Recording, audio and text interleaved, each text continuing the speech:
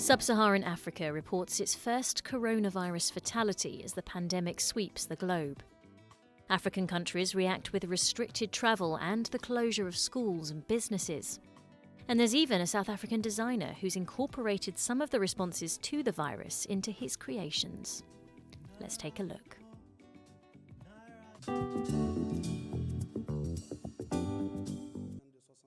A high-ranking politician in Burkina Faso has been the first person in sub-Saharan Africa to die from the coronavirus. 62-year-old diabetic Rose-Marie Compaoré was a lawmaker for the country's main opposition party and the first vice president of parliament.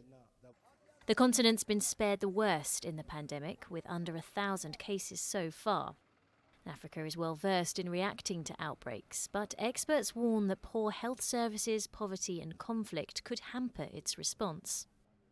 Meanwhile, the World Health Organization has said to prepare for the worst.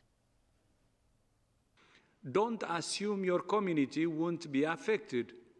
Prepare as if it will be. Don't assume you won't be infected. Prepare as if you will be. But there is hope.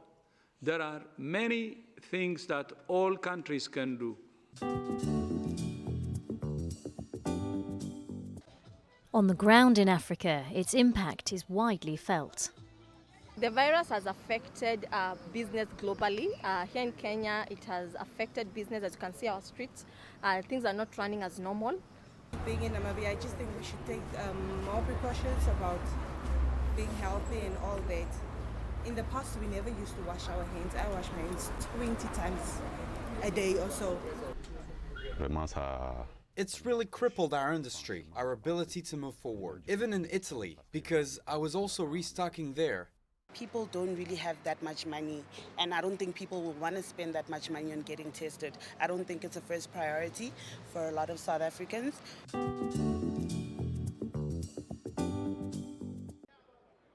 Travel restrictions disrupted air travel across the continent. Departure terminals have been crammed with people wanting to get home before bans took effect.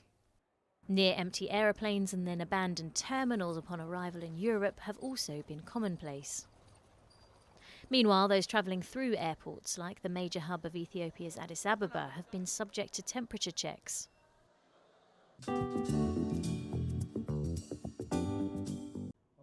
Looking at smaller scale effects, everyday routines have been stopped.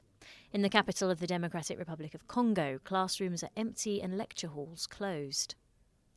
In Nairobi, health workers have begun fumigating potential hotspots in a bid to slow the spread of the virus.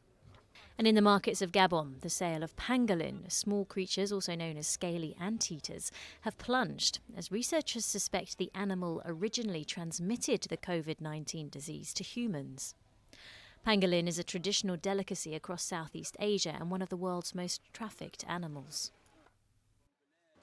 Some political leaders have been digging their heels in despite the threat of infections. Guinea said it would press ahead with a constitutional referendum, while Mali also maintained parliamentary polls scheduled for next week.